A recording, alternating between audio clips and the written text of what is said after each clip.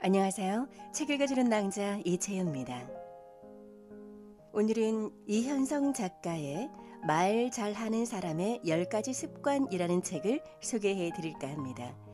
한마디 말로 세상을 움직이는 최고의 대화법이라는 부제가 붙어있기도 한데요. 인간이 숨을 쉬지 않고 살아갈 수 없는 것처럼 인간 생활에서 말을 빼놓고는 이야기를 할 수가 없겠죠. 비즈니스에 있어서도 말의 중요성 더욱 대두가 되고 있는데요. 자신의 생각과 느낌을 명확하게 전달해서 상대방을 설득하고 또 능숙하고 자연스러운 말하기를 한다면 비즈니스에 있어서도 분명 우위를 점할 수가 있겠죠. 질문과 대답의 기술은 성공의 관건으로도 꼽히는데요. 적절한 질문은 원하는 답변을 이끌어내는데 필수 요건이기도 합니다. 이러한 결론은 우리의 삶 전반에서 적용되기도 하는데요. 말 잘하는 사람의 습관 중에서 10가지를 정리했습니다. 진심, 질문, 경청, 격려, 유머, 칭찬, 비유, 비판, 간결, 거절. 말을 잘한다는 것은 원하는 것을 달성을 할 수도 있고 사람들과의 좋은 관계를 지속을 해 나갈 수 있는 강점을 가지게도 되죠. 그래서 사람들이 말을 한다는 것에 대해서, 말을 잘한다는 것에 대해서 굉장한 관심을 갖고 말을 잘하는 것을 원하게 되는 건데요. 프롤로그를 통해서 작가의 생각부터 들어보시죠. 말을 잘하면 어떤 일이 벌어질까요? 미국에서는 일찍부터 화술과 돈, 컴퓨터를 3대 발전 요소로 꼽았으며 요즘 경영자들에게는 뛰어난 화술이 반드시 갖춰야 할 자질 중 하나로 통합니다.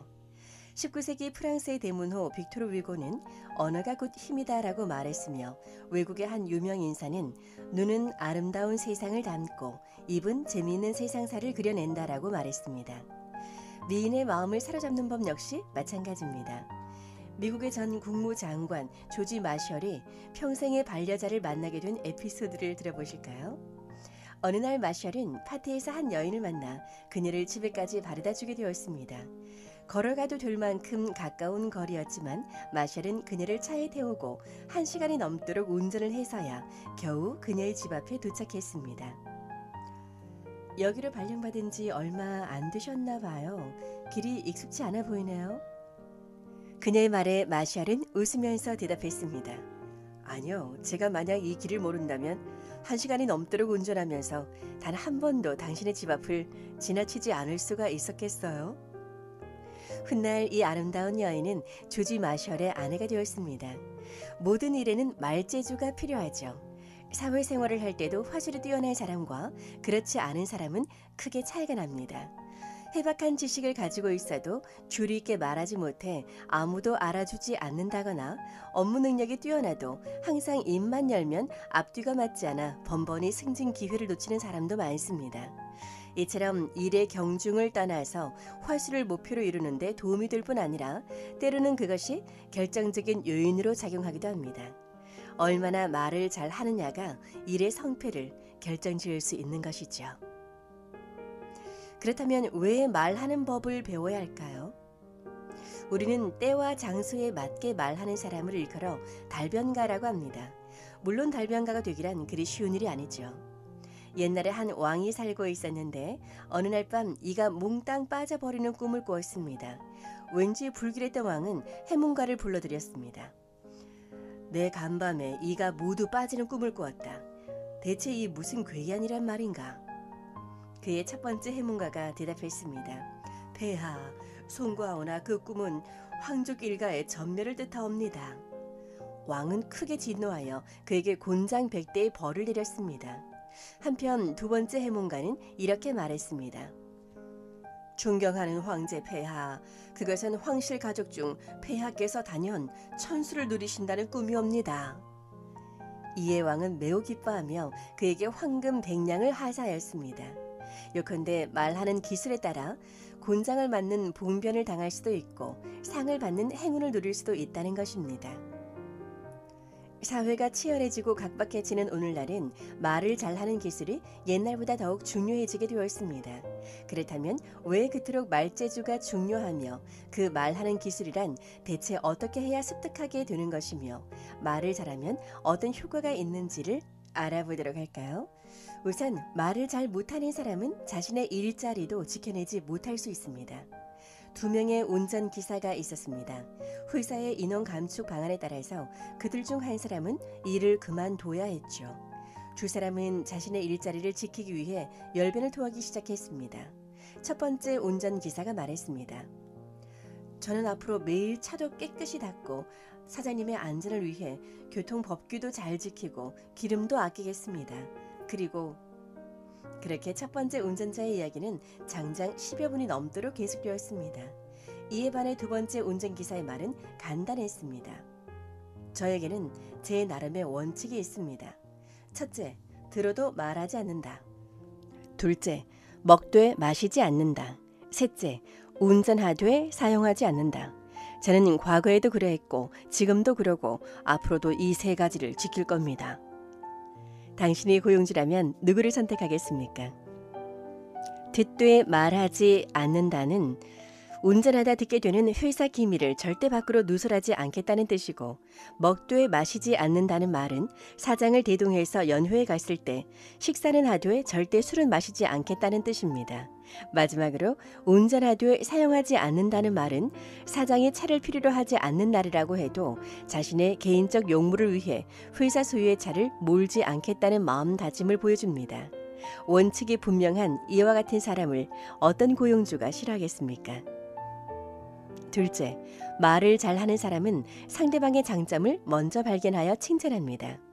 일찍이 에이브러함 링컨은 모든 사람은 칭찬받기를 바란다고 말했으며, 대부호 록펠러 또한 둘째가라면 서러워할 만큼 칭찬의 일가견이 있었습니다. 언젠가 록펠러의 부하 직원이 $1,000,000의 손해를 내는 일이 발생했습니다. 하지만 록펠러는 부하 직원이 최선을 다했음을 알고 오히려 그를 격려했으며 더 나아가 그의 노력을 칭찬해 줬습니다. 고맙네. 자네가 아니었다면 이보다 더 큰 손해를 보았을 뻔했네. 모두 자네가 애쓴 덕분일세. 최선을 다해도 결과가 좋지 않은 경우가 있습니다. 그때 의기소침해 있는 부하 직원에게 상사가 질책 대신 격려의 손길을 내민다면 진심으로 그를 존경하며 따르지 않겠습니까? 셋째로, 말을 잘하는 사람은 자신감과 의지가 확고하고 무엇보다 진취적입니다. 이 시대를 살아가기 위해서는 자신감과 의지와 진취성으로 무장해야 합니다. 미국의 전 대통령이었던 루스벨트는 우리가 두려워해야 할 것은 바로 두려움 자체다라고 말했습니다. 자신감이 있으면 모든 일에 용기 있게 대처하므로 위기를 이겨내고 승리할 수 있습니다. 또한 생각한 것보다 더 큰 성과를 얻게 됐죠. 자신감은 경거망동과는 다릅니다. 보험 영업계의 신이라고 불리는 일본 메이지 보험회사의 이사 하라이치 헤이는 자신의 신념이 명확하다면 크게 걱정할 필요가 없다. 중요한 것은 먼저 다가가서 말할 수 있는 용기다. 만일 실패한다고 해도 당신의 생명이 위험해지는 것은 아니다라고 말했습니다. 의지는 강고함과 굽힐 수 없는 힘을 말합니다. 의지는 어떤 실패와 좌절에도 굴하지 않고 어떤 장애도 이겨냅니다. 또 끊임없이 목적을 이룰 때까지 쉬지 않습니다. 미국의 30대 대통령 켈빈 쿨리지는 일찍이 세상에서 의지를 대신할 수 있는 것은 아무것도 없다. 재능이 있어도 아무것도 하지 못하는 천재는 넘쳐나기 때문이다. 교육도 마찬가지다. 세상에는 배워도 쓸모없고 쓰지 못하는 사람이 범람한다. 오직 의지와 결심만이 승리를 가져온다고 역설했습니다. 진취성을 잃은 사람은 타인의 신뢰를 얻기 힘듭니다. 그래서 성공에서 점점 멀어지게 되죠. 미국의 석유회사 대표이자 최대 주주인 데이비드 머독은 고등학교만 졸업했습니다. 하지만 학력에 따르는 기회와 돈은 그에게 결정적 요소가 아니었죠. 그의 성공 비결은 진취성이었습니다. 머독은 이렇게 말합니다. 나는 한 마리의 시궁쥐입니다. 나는 고생하고 희생하는 것이 두렵지 않습니다. 만약 어딘가에 다리가 끼어서 위급한 상황이 온다면 나는 주저없이 다리를 잘라서 탈출할 것입니다. 생존에 필요한 도구가 바로 진취성입니다. 이렇게 쉼 없는 진취성으로 모독은 자신의 사업을 성공적으로 일궈냈습니다. 마지막으로 중국 문화혁명을 주도했던 홍위병에 대한 이야기로 말을 잘하는 일의 중요성이 얼마나 큰가를 확인하고자 합니다. 홍위병들은 풋내기였지만 중국 특정 시대의 거대한 흐름을 타고 태어난 산물인 그들에게 어느 누구도 밉보일 수는 없었습니다. 그러나 저원라이 총리는 자신의 비범한 말재주를 이용해 여러 차례의 극단적인 상황을 저지했습니다. 홍위병이 함부로 날뛰자 저원라이 총리는 말했습니다. 총으로 사람을 죽이는 것은 어렵지 않습니다. 조준만 잘하면 되는 일이죠. 주먹으로 사람을 상하게 하는 것도 쉽습니다. 힘을 주어 때리면 그만이죠. 그러나 무기로 하는 투쟁은 신체를 상하게 할 뿐이지만 말과 글로 하는 투쟁은 영혼을 두드릴 수 있습니다. 그는 이 말은 무력이 아니라 말과 글로써 싸워야 한다는 것이었습니다. 상해의 홍위병이 10,000명의 잠원가를 공개적으로 처벌하려 했을 때도 저원라이는 그들을 만류했습니다. 우리나라는 강대합니다. 그럴 필요가 없어요. 계급은 소멸되어야 하지만 사람을 소멸시키면 안 됩니다. 한 홍위병이 이슬람교를 없애자는 대자보를 붙였을 때는 다음과 같은 말로 반박했습니다. 세상에 이슬람 국가는 엄청나게 많습니다. 인도, 파키스탄만 해도 수억 인구가 됩니다. 어떻게 이들을 완전히 소멸시킨다는 말입니까? 답은 불가능하답니다. 혀는 100만 대군도 이깁니다. 앞서 들으신 내용은 그것을 증명하는 사례의 극히 일부에 불과하죠. 그럼 말 잘하는 사람의 10가지 습관, 한마디 말로 세상을 움직이는 최고의 대화법, 10개의 챕터 중에서 가장 와닿는 한 가지씩을 소개를 해드리도록 하겠습니다. 챕터 1. 말 잘하는 사람은 질문을 잘한다. 반문하라. 비즈니스로 사람을 만나게 되면 당신만 질문을 하는 것이 아니라 상대도 당신에게 질문을 던질 수 있죠. 그럼 어떻게 할까요? 먼저 예상 질문을 생각해 볼까요? 예상 질문은 당신이 상대방을 이해하는 데 도움이 될 것입니다. 하지만 고객이 질문한 동기를 완전히 파악하기 전에는 직접적인 대답을 하지 말아야 합니다. 누군가 당신에게 고슴도치를 주우며 들어보라고 한다면 어떻게 할 것인가요? 가장 좋은 방법은 고슴도치를 상대방에게 돌려주고 그가 어떻게 드는지 보는 것입니다. 사회생활에서 고객과 대화를 나누는 방법도 이와 같습니다. 다음에 나온 반문의 기술을 익혀서 활용해 볼까요? 모두 컬러 액정인가요? 라는 질문에 고객님은 컬러 액정이 있는 휴대전화를 원하십니까? 라는 반문을 합니다. 다른 색 립스틱은 없나요? 라는 질문에는 고객님은 어떤 색상을 원하십니까? 라는 말로 반문하는 것이죠. 고객에게 질문을 되돌려 주는 이유는 질문의 요지를 파악하기 위해서입니다. 만약 당신이 컬러 액정이 어떻고 립스틱 색이 어떻다며 떠든다면 고객이 원하는 것이 무엇인지 알기 어렵습니다. 그러므로 질문의 정확한 핵심을 알기 전에는 떠들지 말아야 합니다. 고객은 또다시 이렇게 말할 수도 있기 때문입니다. 난 누드 베이지는 싫어요. 분홍색이나 붉은색 계통이 잘 어울리는 것 같아요. 그러면 당신의 한 말은 휴지 조각이 되고 맙니다. 이 전화기는 발신자 표시가 되나요? 라는 질문을 받았을 때 설령 그런 제품이 아직 출시되지 않았다고 질에 걱정할 필요는 없습니다. 당신은 그저 발신자 표시가 필요하신가요? 라는 질문을 돌려주면 됩니다. 그러면 아마도 고객은 그냥 물어본 것이라고 대답할 것입니다. 이처럼 고객이 어떠한 요구를 할 경우에 반문을 적절히 이용하면 당신에게 도움이 됩니다. 핵심을 찾아 대화의 주도권을 잡아라. 고객의 문제 제기는 당연합니다. 고객이 이의를 제기하는 경우를 한번 볼까요? 이때 고객은 고슴도치와도 같아서 상대하기 어려울 수 있습니다. 이번에도 역시 반문을 통해서 고객이 무엇을 원하는지 알아내 볼까요? 이거 가짜 아닌가요? 라는 질문에 어떤 부분이 가짜 같은지 말씀해 주시겠어요? 라고 반문합니다. 이 옷 별로인 것 같아요. 라는 고객의 말에 어느 부분이 마음에 안 드시는지 말씀해 주시겠어요? 라고 반문합니다. 이거 너무 비싸네요. 라는 말에는 고객님께서는 얼마가 적당하다고 생각하시나요? 라고 반문합니다. 물건은 좋은데 라는 고객의 말에는 제품이 좋은데 구매하고 싶지 않은 이유를 여쭤봐도 될까요? 라고 반문합니다. 이는 대부분의 영업사원에게 익숙한 상황이죠. 적절한 질문을 통해서 고슴도치를 고객에게 돌려주면 상대방이 무엇을 생각하는지 알 수 있습니다. 반문을 통해서 고객의 숨겨진 진심을 파악하는 것이죠. 로버트 수케르는 보험 판매왕입니다. 그가 반문을 이용하는 모습을 살펴볼까요? 이 계획은 괜찮아 보이네요. 명함을 주시면 제가 연락드릴게요.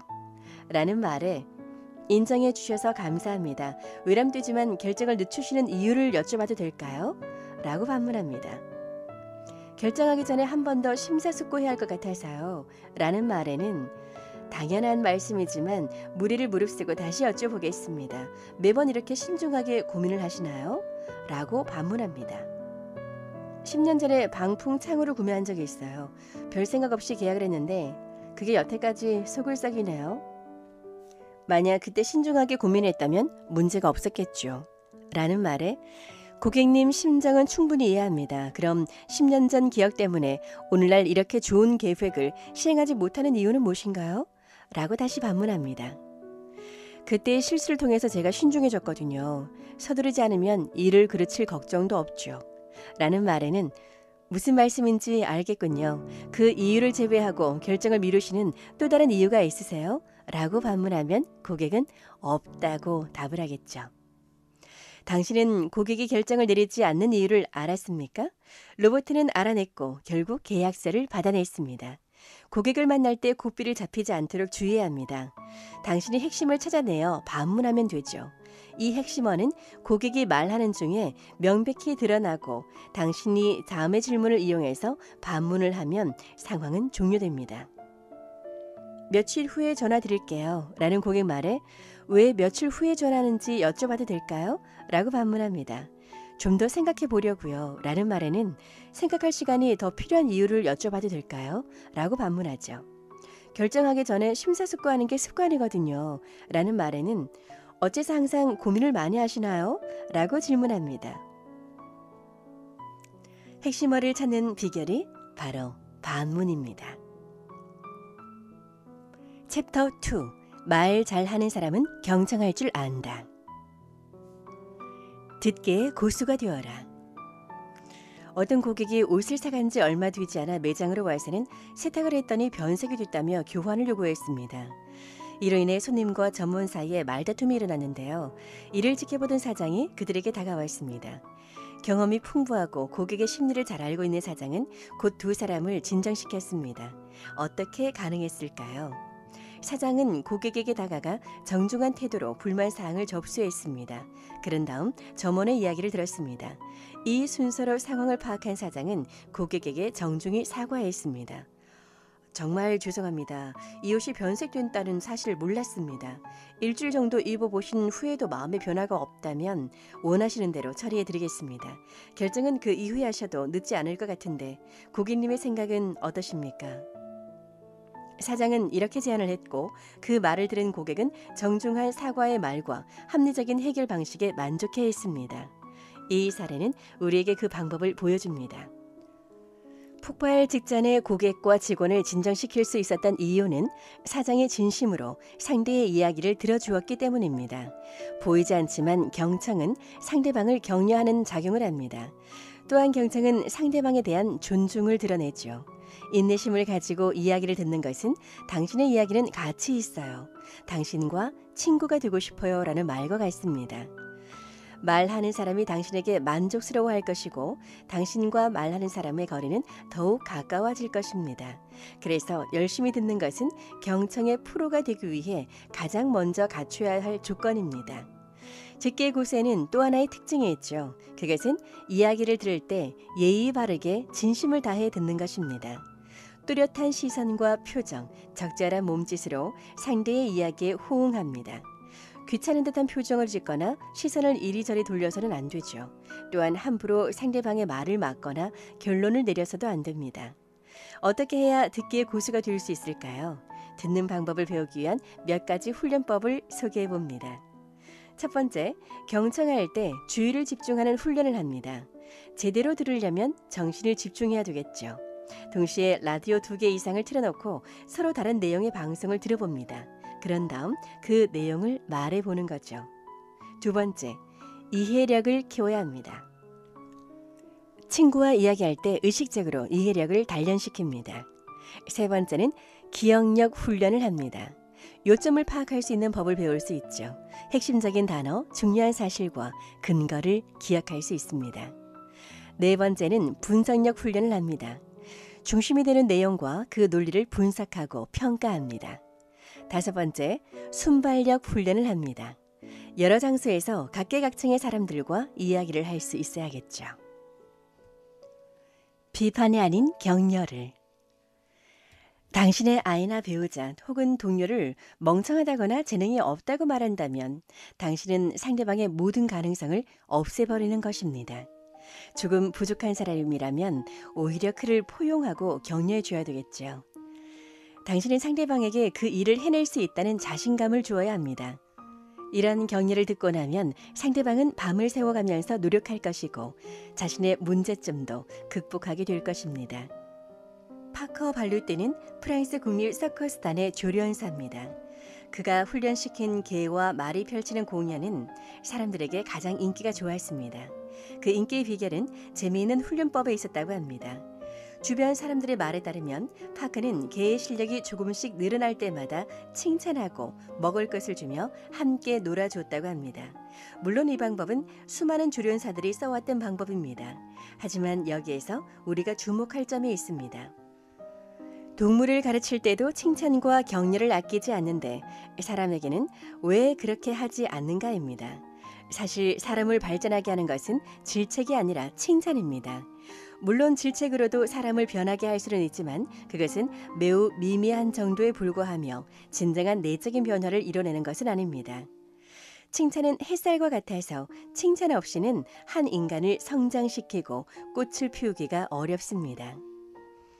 오래전에 가수의 꿈을 키우던 어린 소년이 있었습니다. 소년은 늘 배가 고팠고 생계를 위해 공장에서 일해야만 했습니다. 소년을 가르치는 선생님은 그에게 재능이 없다며 면박을 주었죠. 아이의 어머니는 농사를 짓고 사는 가난한 사람이었습니다. 그녀는 아이를 칭찬하면서 넌 할 수 있어라고 늘 말해주었습니다. 그리고 그 어머니는 없는 살림에도 돈을 아껴 아이가 전문 교육을 받을 수 있도록 해주었습니다.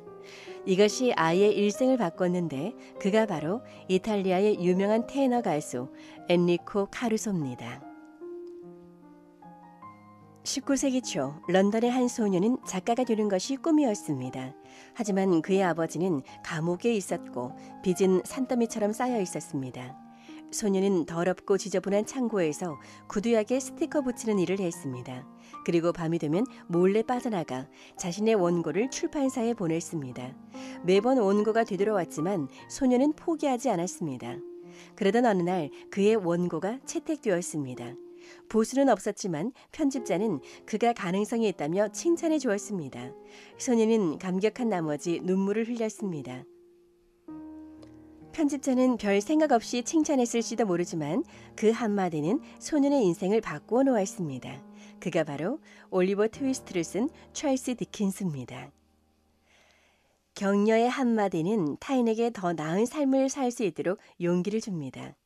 자신을 갖지 못해서 머뭇거리던 사람들도 진심이 담긴 격려의 말을 들으면 힘이 납니다. 당신과 나, 우리 모두에게는 칭찬과 인정이 필요합니다. 챕터 4. 말 잘하는 사람은 유머 감각이 뛰어나다. 유머는 삶을 즐겁고 유쾌하게 만들어주는 인생의 지혜입니다.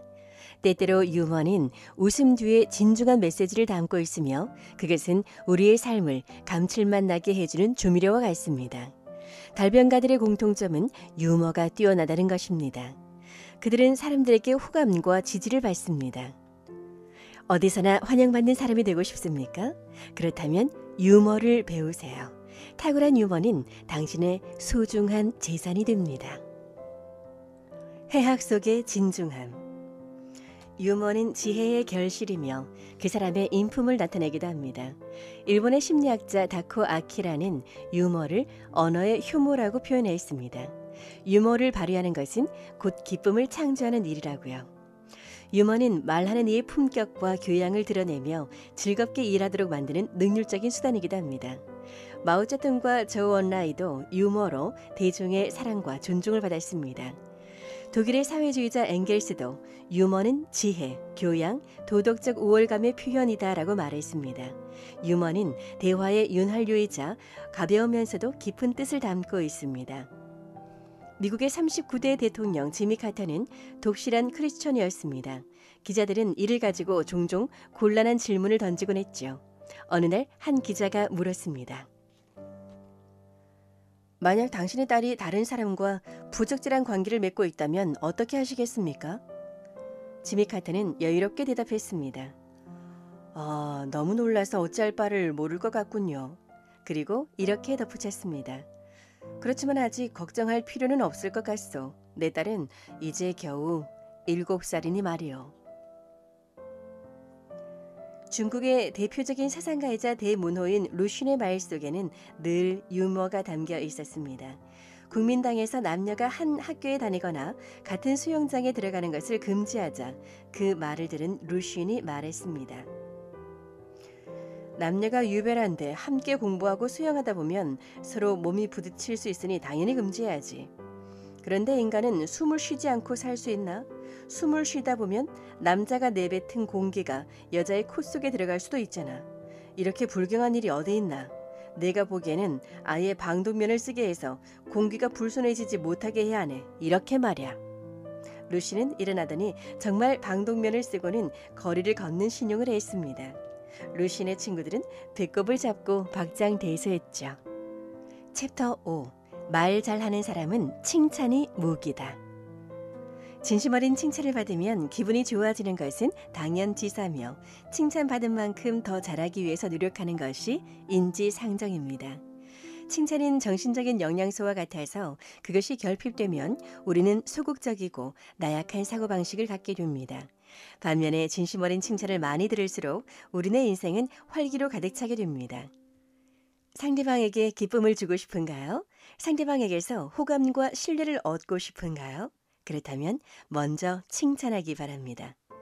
혹시 어떻게 칭찬해야 하는지를 모르겠다면 귀 기울여 들어주시기 바랍니다.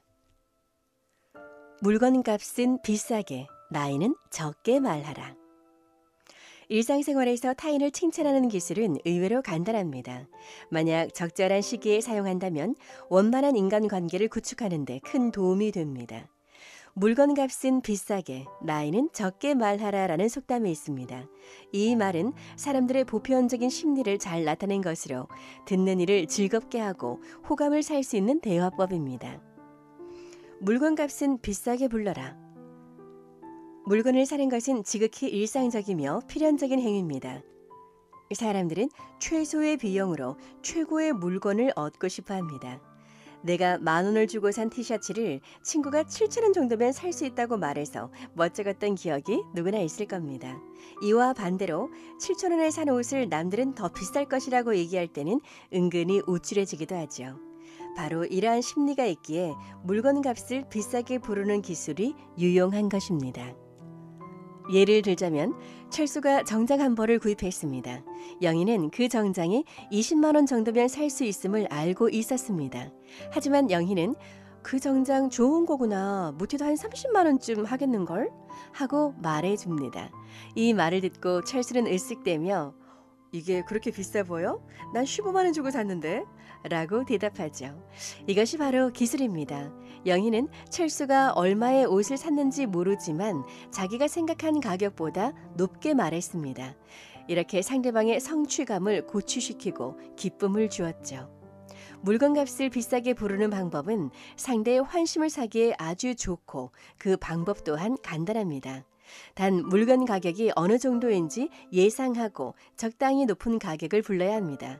지나치게 높은 가격을 말하면 신뢰를 얻을 수 없습니다. 사람의 나이는 그럼 어떻게 해야 될까요? 사람은 누구나 자신의 외모가 나이보다 젊어 보이길 원합니다.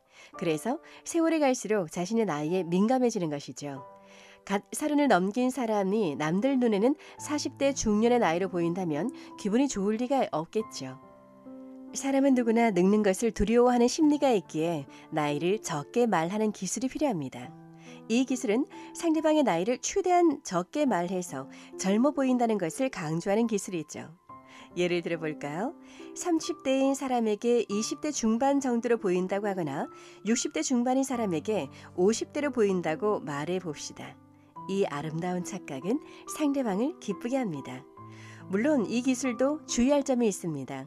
나이를 적게 말하는 기술은 중년 이후의 사람들에게 아주 효과적이죠. 어린 사람에게는 정반대의 기술을 써야 효과가 있습니다. 10대의 기억을 떠올려 볼까요? 그때 우리의 바람은 빨리 어른이 되는 것이었으니까요. 결론적으로 물건값은 비싸게, 나이는 적게 말하는 기술은 상대의 호감을 얻는 데 그 목적이 있습니다. 이 기술을 듣는 사람을 즐겁게 해주는 것이 아름다운 착각이며 이때 해야 하는 선의의 거짓말은 아무리 많이 해도 해가 되지 않습니다. 챕터 6. 말 잘하는 사람은 비유를 멋있게 한다. 사람들은 이야기를 좋아하죠. 어린 시절 누구나 한 번쯤은 재미난 이야기를 들어보았을 것입니다. 이야기와 비유는 사람들의 마음을 사로잡습니다. 그 속에서 우리는 깨달음을 얻고 또 즐거움을 느낄 수도 있습니다. 걸출한 지도자나 위대한 인물은 모두 이야기의 고수입니다. 사람들이 그들을 추종하는 이유 가운데 하나가 바로 그들의 말솜씨입니다. 그들은 재미있는 이야기 속에 깊은 뜻을 담아 가르침을 주기도 하고 아름다운 미래를 제시하기도 합니다. 허세 부리기 좋아하는 사람은 도리를 말하지만 교양 있는 사람은 이야기를 말합니다. 마찬가지로 도리만 내세우는 선생님은 위대한 이론을 읽고 있을 뿐이고 좋은 선생님은 아이들이 그 이야기를 들으면서 생각하고 깨닫게 만듭니다. 추기가 제나라 왕을 비웃다. 추기는 팔척장신의 수려한 용모를 지냈습니다. 매일 아침 그는 화려하게 치장하고 거울을 보며 아내에게 물었죠. 나고 성 북쪽에 살고 있는 서공 중에 누가 더 멋지다고 생각하시오? 당연히 당신이지요. 서공 따위를 어찌 당신에 비유할 수가 있겠습니까? 그의 아내는 머뭇거림 없이 대답했습니다. 하지만 성 북쪽에 사는 서공은 제나라의 미남이었습니다. 추기는 아내의 말을 믿을 수가 없어서 또다시 첩에게 물어보았습니다. 서공과 나 두 사람 중에서 누가 더 잘생겼소? 첩 역시 부인과 같은 대답을 했습니다. 다음날 손님이 찾아오자 추기는 손님과 마주 앉아 이야기를 하다가 그에게도 물었습니다. 나하고 서공 중에서 누가 더 잘생겼습니까? 서공이 당신보다는 못하지요. 손님의 대답 또한 마찬가지였습니다. 또 하루가 지나자 이번에는 서공이 찾아왔습니다. 추기가 자세히 그를 보니 자신이 그보다 못난 것 같았습니다. 다시 한번 거울에 자신을 비춰보았지만 아무리 봐도 차이가 너무 심했습니다. 그는 깊은 생각에 잠겼죠. 그리고 깨달았습니다. 부인이 나를 칭찬한 것은 나를 사랑하기 때문이고 첩이 날 칭찬한 것은 내가 두려워서였겠지. 그 손님이 나를 칭찬한 것은 나에게 부탁을 하려 했던 것이군. 그래서 추기는 주정에 나가 위왕을 아련하고는 이렇게 말했습니다. 제가 서공보다 아름답지 않음을 알았습니다. 하지만 제 아내는 저를 사랑해서, 제 첩은 저를 두려워해서, 또 제 손님은 제게 부탁을 하기 위해서 제가 서공보다 아름답다고 말했지요. 오늘날 제 나라의 국토는 1000리를 넘습니다. 그 안에 120개의 성이 있으며 왕후와 왕비를 비롯하여 시종들까지 왕을 사랑하지 않는 사람이 없습니다.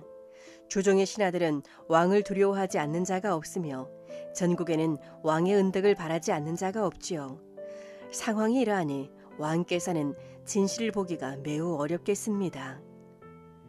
추기의 말을 들은 위왕은 명령을 내렸습니다. 나의 잘못을 진언하는 백성과 관리에게는 큰 상을 내리겠다. 또 상소를 올려 충원을 하는 자에게도 그에 합당한 상을 내릴 것이다. 만약 백성들이 모인 자리에서 나의 과오를 비판한다면 그에게도 큰 상을 내리리라. 명령이 떨어지기 무섭게 수많은 대신들이 찾아와 왕에게 잘못된 점을 말했습니다.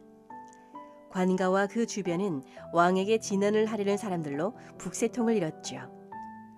그렇게 몇 개월이 지나자 진언을 하는 사람들은 점차 줄어들었고 1년이 지난 뒤에는 말하고 싶어도 더 이상 할 말이 없었습니다. 이 일을 전해들은 주변 국가들은 제 나라에 와서 예를 올리고 그의 현명함을 칭송했습니다. 이것이 사람들이 말하는 조정에 앉아 다른 나라를 정복한다는 말입니다. 챕터 7. 말 잘하는 사람은 비판도 함축적이다. 함축과 완곡한 표현은 성숙함을 나타내죠. 중국인은 함축을 중시해서 직접 말하기보다는 짧은 표현으로 심오한 뜻을 전합니다.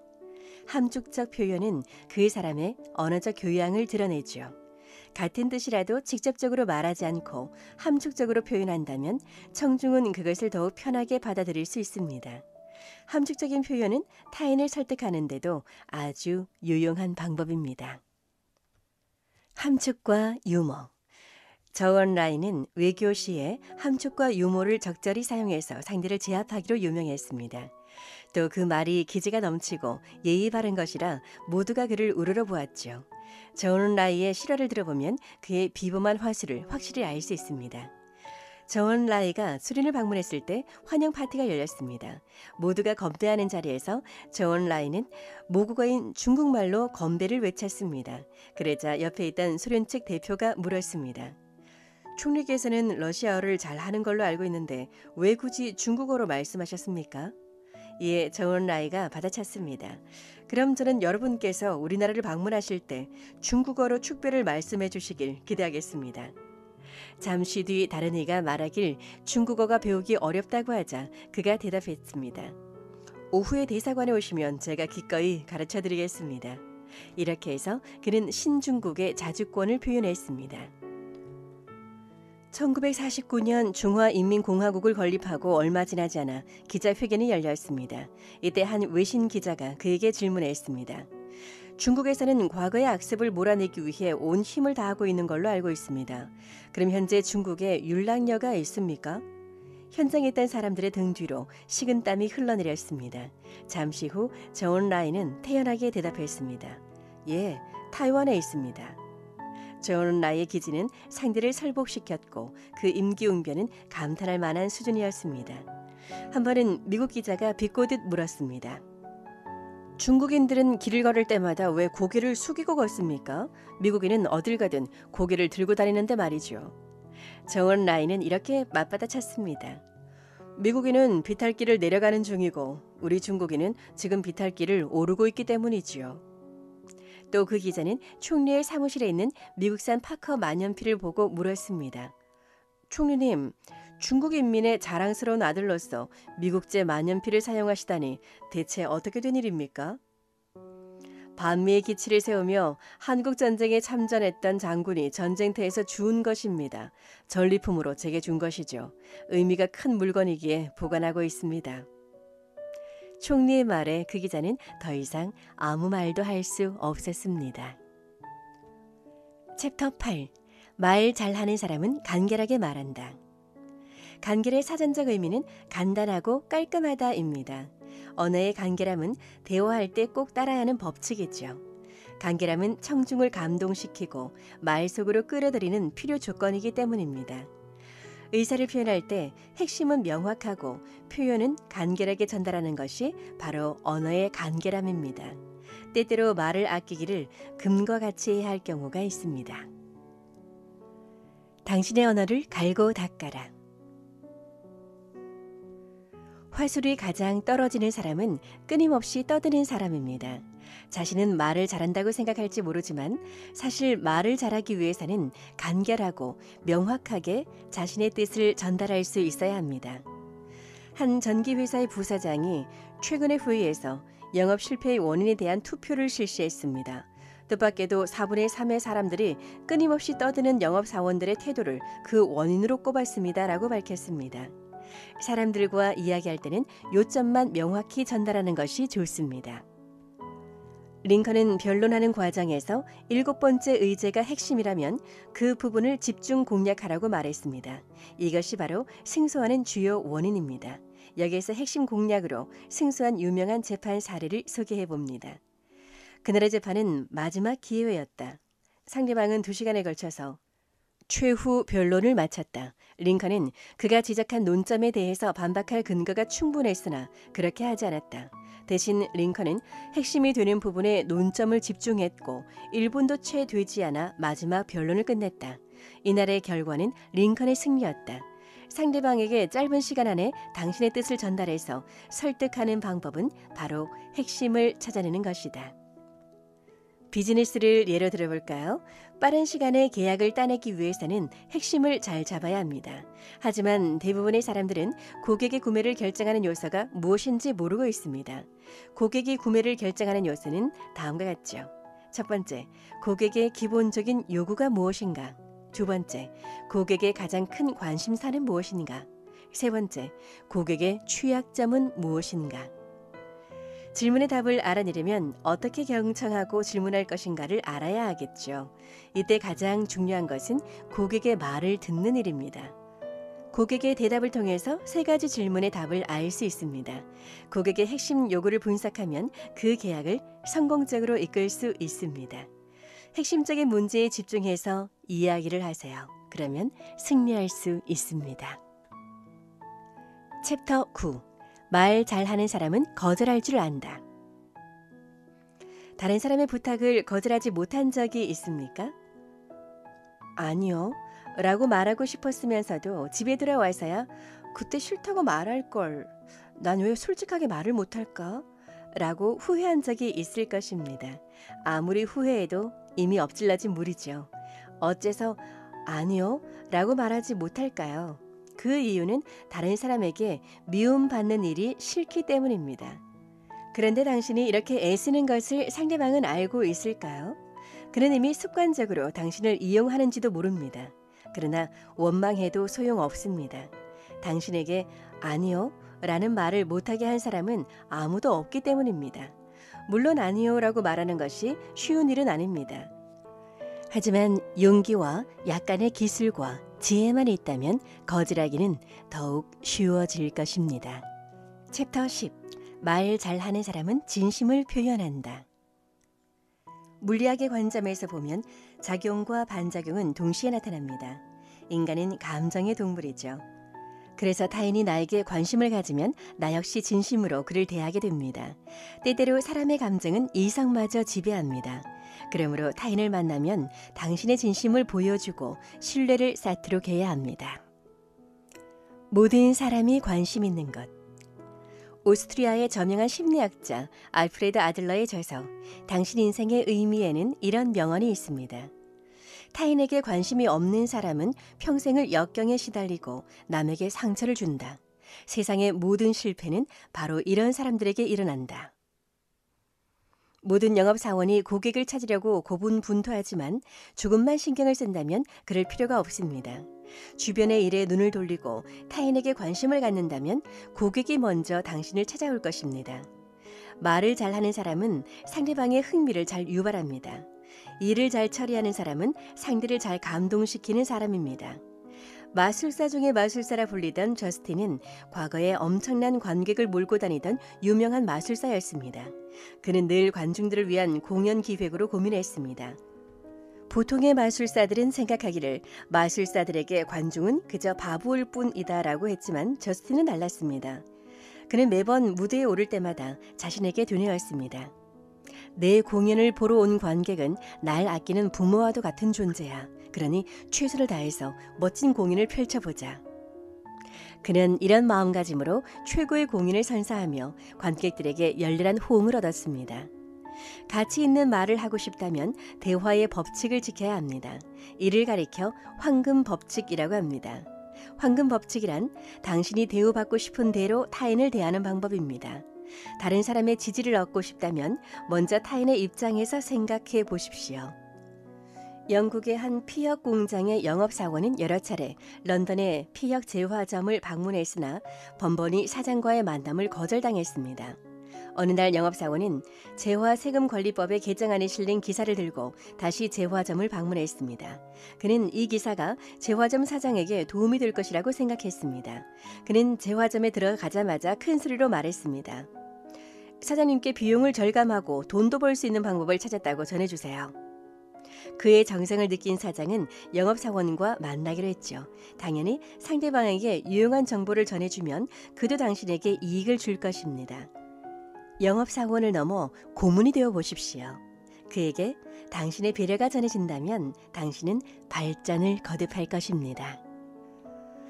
말 잘하는 사람의 10가지 습관, 한마디 말로 세상을 움직이는 최고의 대화법. 챕터 중에서 마음에 와닿는 부분을 소개를 드렸는데요.